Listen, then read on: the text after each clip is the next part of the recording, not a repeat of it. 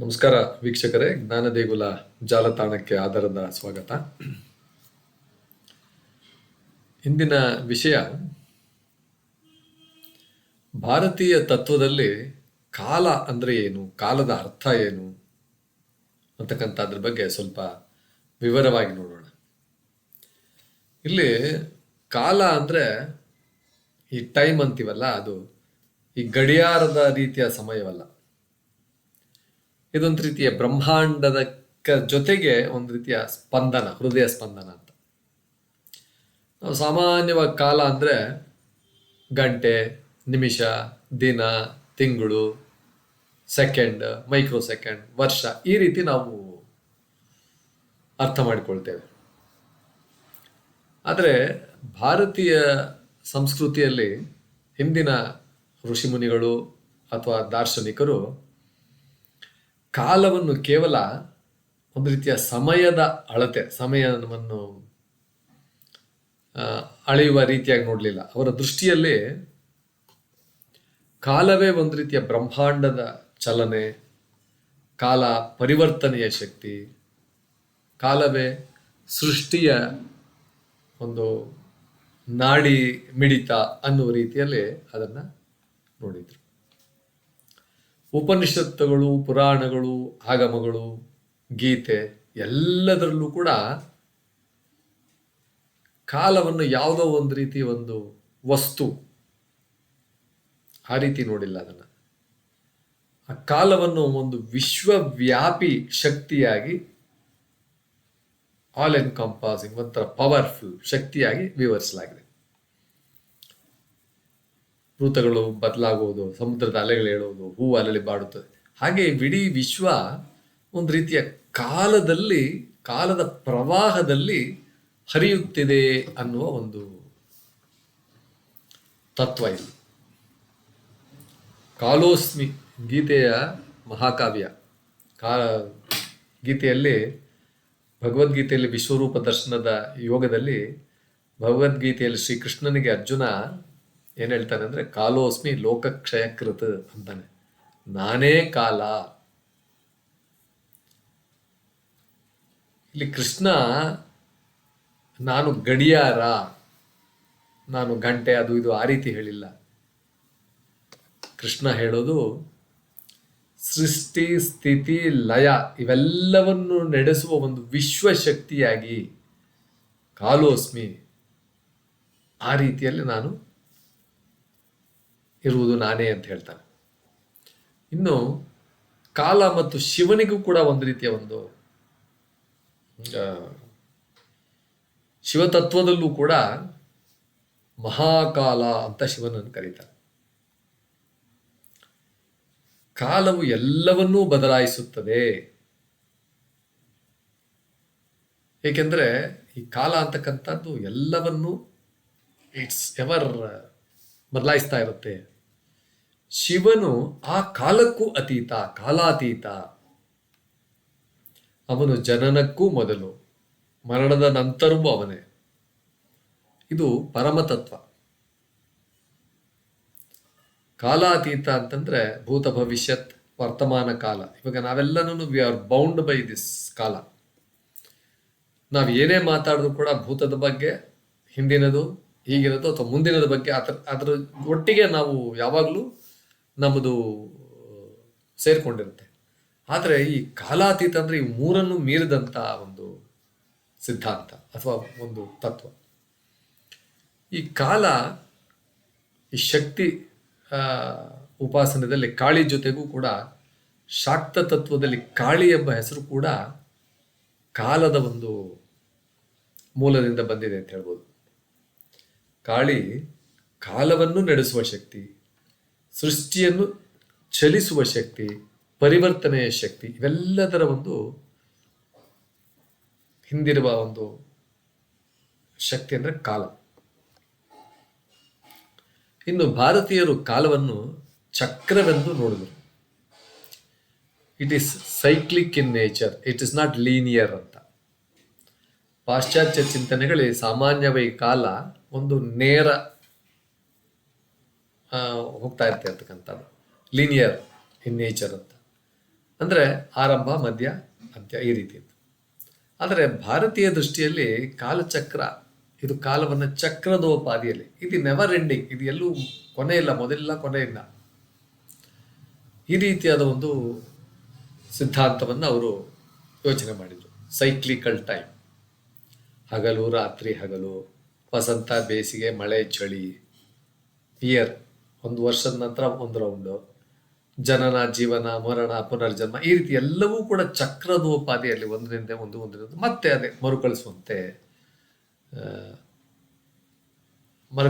ಇರುತ್ತೆ ಅಂತಕ್ಕಂಥ.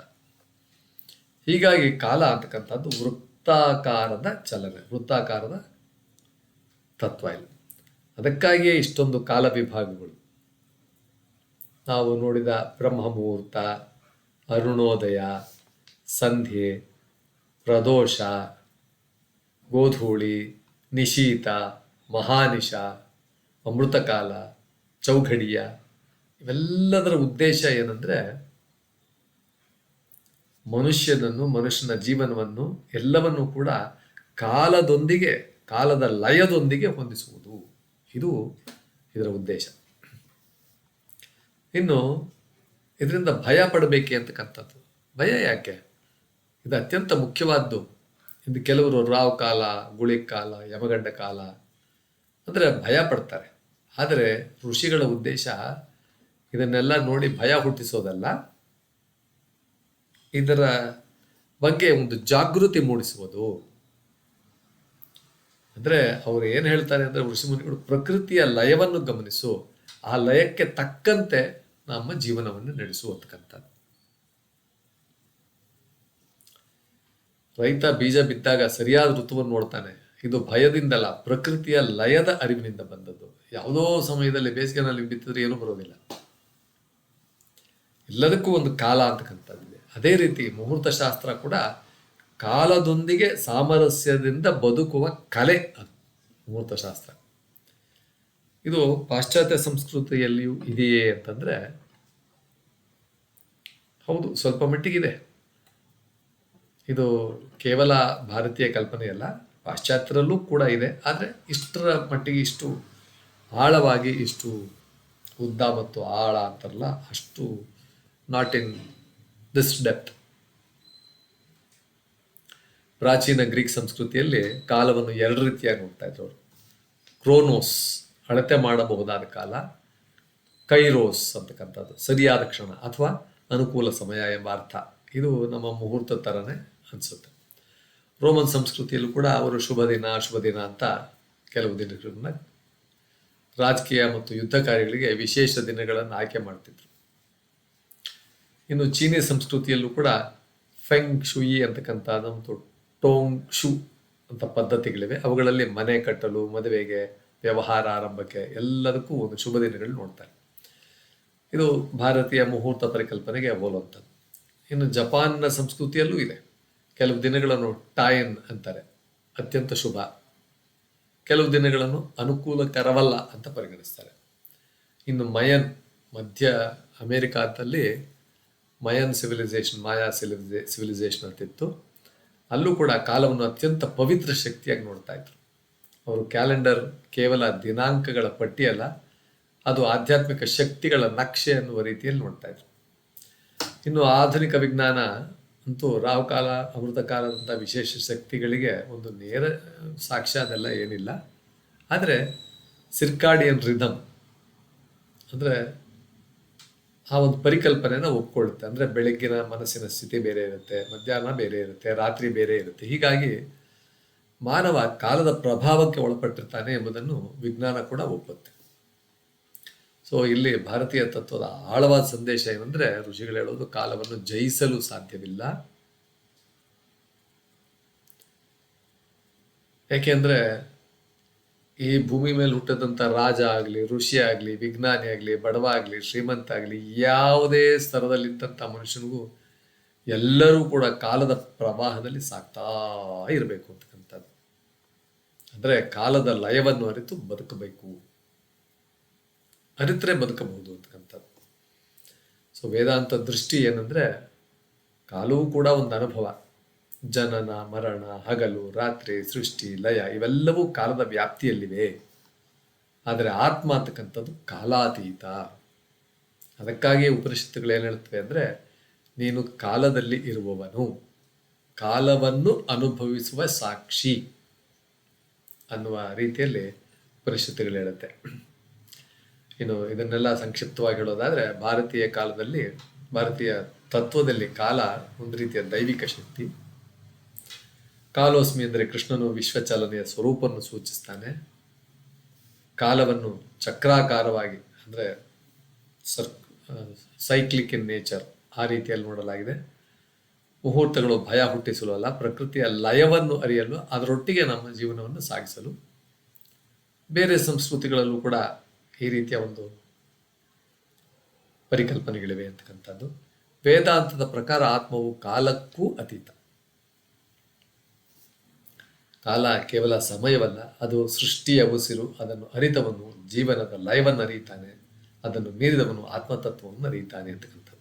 ವೀಕ್ಷಕರೇ, ಇಷ್ಟು ಸುದೀರ್ಘವಾದ ವಿವರಣೆಯೊಂದಿಗೆ ಕಾಲದ ಬಗ್ಗೆ ನಾವು ಈ ವಿಡಿಯೋವನ್ನು ಮುಗಿಸುತ್ತಿದ್ದೇವೆ. ಎಂದಿನಂತೆ ಲೈಕ್, ಶೇರ್ ಮತ್ತು ಸಬ್ಸ್ಕ್ರೈಬ್ ಮಾಡಿ. ಕಮೆಂಟ್ಸ್ ಬಾಕ್ಸ್ನಲ್ಲಿ ತಮ್ಮ ಕಮೆಂಟ್ಸ್ಗಳನ್ನ ಮುಗಿಸಿ ಅಂತ ಕೇಳ್ಕೊಳ್ತಾ ನಮಸ್ಕಾರ ವೀಕ್ಷಕರೇ.